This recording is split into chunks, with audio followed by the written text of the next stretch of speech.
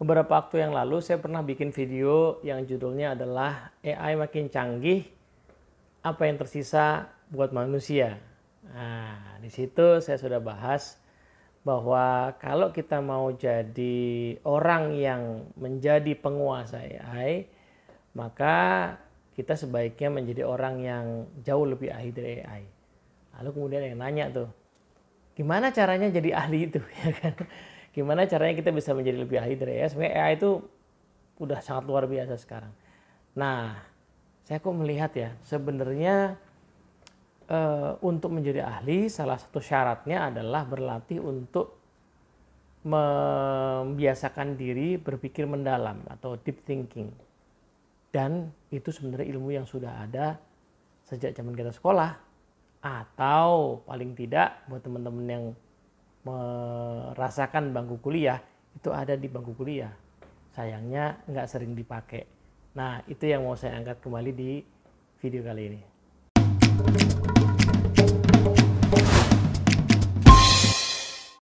Oke, Assalamualaikum warahmatullahi wabarakatuh. Halo teman-teman semua.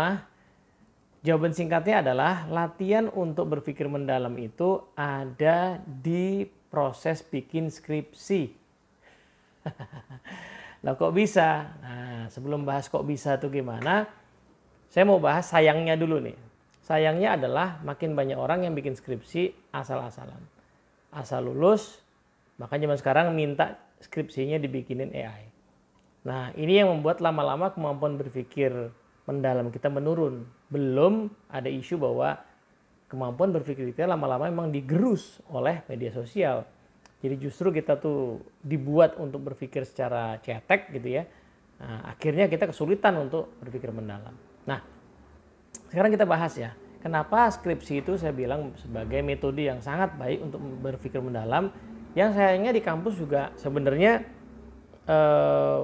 itu sesuatu yang harus dibangun secara komprehensif selama orang kuliah. Jadi tidak hanya di ujung pas dia bikin skripsi doang. Bikin skripsi kan sederhananya berpikir untuk layaknya kita seorang peneliti ya, berpikir secara saintifik gitu ya. Nah, saintifik itu bagi saya bukan berpikir yang terlalu canggih dalam arti kita harus menjadi seorang ilmuwan. Hanya sedikit orang yang kuliah yang akan jadi ilmuwan, nanti akan mendalami S2, S3, tetapi jauh lebih banyak manusia sebenarnya butuh untuk setidaknya berpikir ilmiah, berpikir sistematis. Karena alamiah kita nggak begitu. Alamiah kita tuh kalau ada sesuatu di hadapan kita, kita respon secara spontan.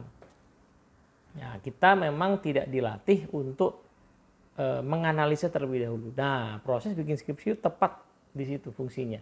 Bagaimana kita bisa menganalisa sesuatu lebih mendalam, berpikir lebih tertib, dan nanti menghasilkan kesimpulan atau keputusan judgement yang memang valid gitu. Nah, kita lihat ya. Secara umum bikin skripsi itu kan selalu dimulai dari perumusan permasalahan. Kita mau ngomongin apa? Kita mau meneliti apa? Permasalahan itu sederhananya adalah kesenjangan antara kondisi yang seharusnya atau yang diinginkan dengan kondisi yang senyatanya. Nah, ini sebenarnya sesederhana kita melatih untuk melihat permasalahan sehari-hari, peka sama hal-hal sehari-hari. Ada masalah apa di sekitar kita, di dalam bidang ilmu kita. Nah, permasalahan itu rumusannya kayak tadi. Yang seharusnya bagaimana, kenyataannya seperti apa. Oh, ada jalur sepeda, harusnya kan dipakai orang naik sepeda, kenyataannya dipakai sepeda motor, dipakai angkot bahkan masuk. Nah, itu permasalahan. Ya kan?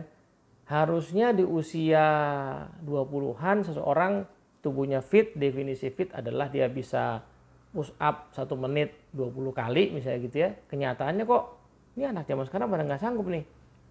Misalnya gitu ya. Nah, harusnya di situasi ekonomi kayak sekarang itu produk kita laku. Tapi kok kenyataannya enggak. Nah, itu namanya rumusan permasalahan. Nah, rumusan permasalahan itu nggak mudah bagi orang yang tidak terbiasa jeli melihat permasalahan. Orang tahu ada masalah tapi nggak biasa merumuskan permasalahan. Apalagi kalau dalam skripsi atau penelitian, perumusan permasalahan tentu saja nggak bisa asal ngomong, tapi harus ada justifikasinya. Kalau saya bilang harusnya begini, harusnya itu dalam standar apa, datanya mana, atau menurut pendapat siapa. Nah, itu yang membuat kita jadi bisa tajam melihat sesuatu, fokus, tajam, dan kokoh. Ini ada masalah loh. Nah, itu tuh ya. Jadi kita bisa melihat bahwa sekarang banyak orang sebenarnya punya masalah tapi nggak ngerasa punya masalah. Contoh misalnya ya, orang tua mengeluhkan anaknya main HP berjam-jam. Nah, pertanyaannya, kalau anak itu nggak main HP, maka harusnya dia ngapain? Di jam-jam dia main HP harus ngapain? Itu orang tua juga susah menjawab loh. Ya, ya ngapain kek? Nah ngapain kek itu apa gitu kan?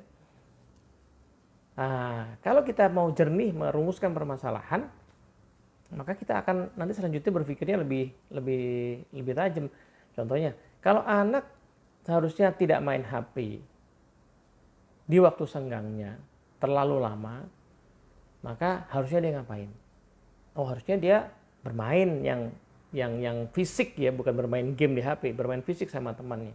Oh, harusnya dia bisa olahraga, harusnya dia bisa bikin keterampilan, harusnya dia bisa latihan masak, harusnya dia bisa baca buku, harusnya dia bisa belajar. Nah, dari situ ketemu kan rumus permasalahan. Kenapa kok di momentum anak harusnya belajar dia main HP? Kenapa kok di momentum dia harusnya bisa main secara fisik dengan teman-temannya, dia gamenya cuma di HP saja? Nah, itu baru kita bisa merumuskan. Atau kalau mau lebih tajam lagi, emang yang disebut main HP terus-terusan kelamaan itu berapa? Dan sebenarnya yang wajar bagi seorang anak itu berapa lama dia main HP-nya? Nah, dengan cara seperti itu kita jadi jernih melihat permasalahan. Oh iya juga ya, ternyata masalah itu mungkin tidak sekompleks yang kita duga, atau justru lebih kompleks dari yang kita duga. Nah, itu bab pertama biasanya di skripsi atau tesis gitu ya, perumusan permasalahan. Kita mau ngomongin apa, kita mau neliti apa. Nah, setelah itu biasanya berpikir ilmiah itu kan intinya begini, kita udah punya pertanyaan, permasalahan, lalu kita pengen nyari jawabannya. Kalau bisa jawabannya yang valid dong, ya kan? Nah, maka daripada kita berimajinasi sendiri, ngarang gitu ya, yang belum tentu valid karena belum diuji, maka langkah logis yang kedua adalah ada nggak jawaban yang tersedia di penelitian-penelitian sebelumnya. Itu dong. Daripada kita spekulasi kan mending nyari yang jangan-jangan sudah diteliti. Nah, itu makanya ada tinjauan literatur. Nah, itu cara berpikir ilmiah. Kalau di bisnis ya berarti daripada kita gambling jualan produk tertentu, di mana mendingan kita cek dari historical data penjualan kita, produk semacam ini lakunya di mana, produksinya sebaiknya berapa, yang dulu lakunya seperti apa, di daerah mana aja, di musim seperti apa. Nah, itu namanya berpikir ilmiah ya, cari dulu referensi. Nah, nanti dari referensi akan ketemu, oh ada jawaban, tetapi mungkin jawaban itu belum tentu cocok buat situasi sekarang. Atau cocoknya sebagian doang. Atau ada pertanyaan yang belum terjawab. Biasanya kita punya 3 pertanyaan penelitian, yang terjawab baru 1, 2 belum terjawab. Barulah kita kemudian perlu mencari jawaban sendiri kan. Mencari data sendiri. Kita menguji, melakukan eksperimen mungkin kalau diperlukan.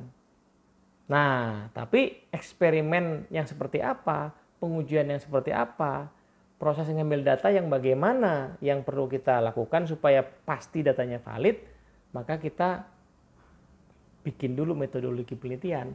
Biasanya kalau deskripsi bab 3 tuh kan. Ya, metodologi adalah saya mau dapetin data. Nah, supaya data yang saya perkirakan itu valid, ini prosedur yang mau saya lakukan. Sebab kalau prosedurnya tidak akurat, ya datanya boro-boro akurat.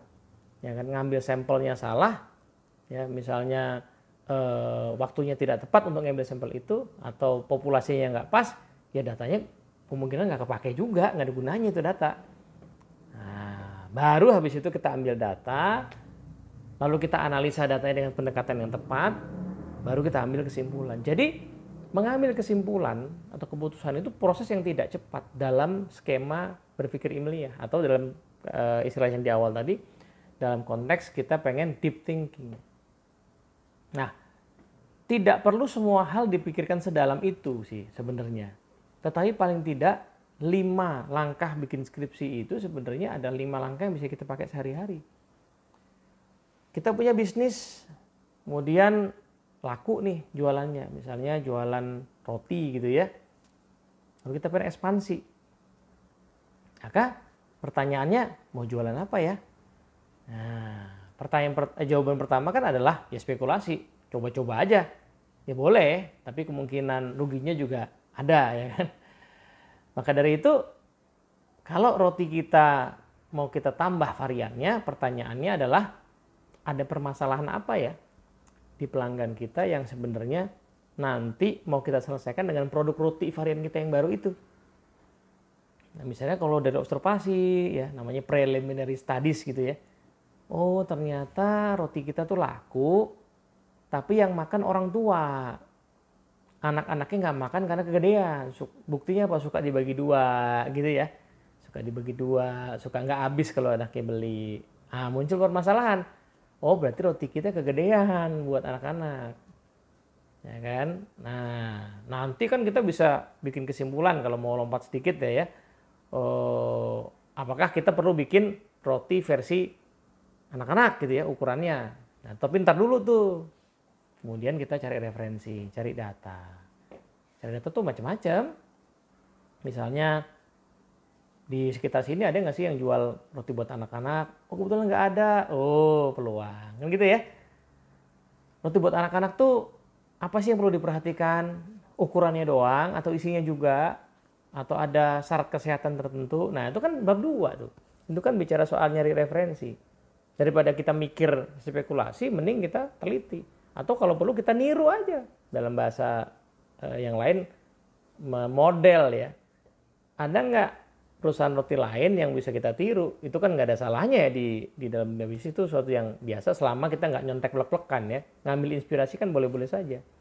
Ya kan? Yang sudah punya produk buat anak-anak.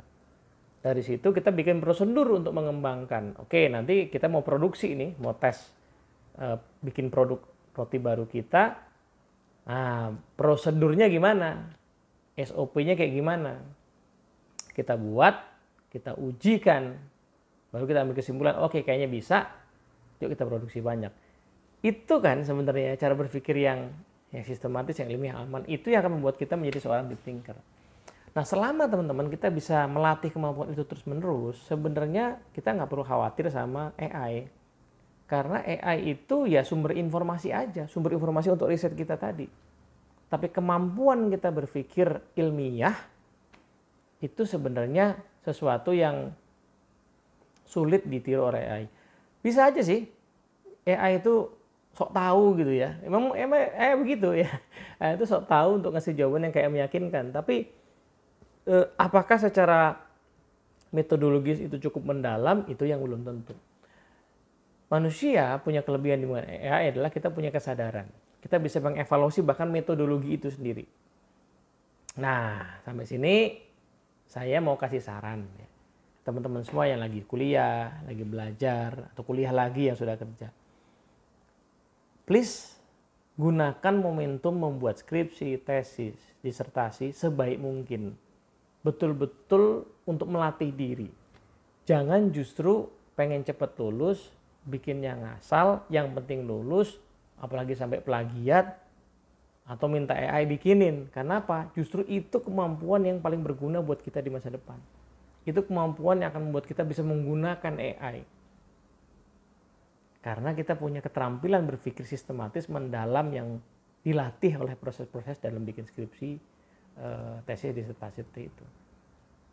Saya punya pengalaman waktu itu sempat diamanahi untuk menjadi PIC sekaligus juga fasilitator ya dalam rangka quality improvement ya di kantor saya yang lama. Nah, saya suka diomongin waktu itu, wah ini metodologinya ribet bla bla bla gitu ya, karena ada namanya canggih-canggih lah, ada sertifikasinya segala. Setelah saya pelajari, ternyata metodologi yang digunakan dalam quality improvement itu tidak lain tidak bukan adalah metodologi ilmiah itu. Hanya punya istilah-istilah mungkin yang lebih dekat dengan dunia bisnis gitu kan. Tetapi metodologi, way of thinking-nya itu ya way of thinking-nya berpikir ilmiah itu. Saya pikir ya sebenarnya menyusun metodologi Six Sigma, TQM itu memang sebenarnya berangkatnya ya dari berpikir ilmiah, kemudian dikontekskan untuk dunia korporasi yang lebih praktikal. Nah, jadi kayak gitu tuh, kayak gitu aja kenyataannya tuh kita berlatih berpikir mendalam. Nah, ini yang kemudian jadi tantangan karena di banyak kampus, beberapa kapan hari saya diskusi sama satu grup dosen yang sering mendapati bahwa banyak mahasiswa itu lama lulusnya terganjalnya di pada saat bikin skripsi itu. Saya katakan bahwa tantangan dari bikin skripsi adalah metode ilmiah itu sebenarnya adalah 5 langkah yang lima-limanya sama-sama kompleks dan tidak mungkin dikuasai dalam satu semester. Problemnya adalah orang baru belajar metode ilmiah pada saat bikin skripsinya itu. Bukan ada mata kuliah metode penelitian, iya, tapi itu mata kuliah, ya kan? Padahal kemampuan merumuskan permasalahan aja sebenarnya itu mungkin memakan satu semester sendiri kalau mau dilatih sampai jadi skills ya. Jadi saya nggak tahu ya, saya bukan dosen dan bergerak di dunia akademik, tapi kalau seandainya kampus mau melatih mahasiswa untuk berpikir ilmiah, mungkin sebaiknya bertahap ya. Semester 1 itu latihan peka aja lihat permasalahan. Peka lihat permasalahan, peka merumuskan permasalahan dan tajam punya justifikasi dalam merumuskan permasalahan. Nanti semester 2 baru latih keterampilan, ini di luar dia kuliah biasa ya. Latih keterampilan untuk mencari referensi, cari referensi yang valid, bukan comsa-comsi semata gitu ya. Cari referensi yang memang relevan. Lalu semester ketiga baru berlatih metodologi, lalu ngambil data dan ngambil kesimpulan. Itu sesuatu yang nggak mungkin dipelajari dalam satu semester langsung gitu. Itu sesuatu yang sebaiknya sih dilatih sejak lama gitu. Nah, diekstrapolasi lebih luas lagi, ya tantangan kita di zaman sekarang untuk berpikir sistematis, ilmiah, mendalam adalah memang kita hidup di era di mana algoritma itu membuat kita jadi dangkal.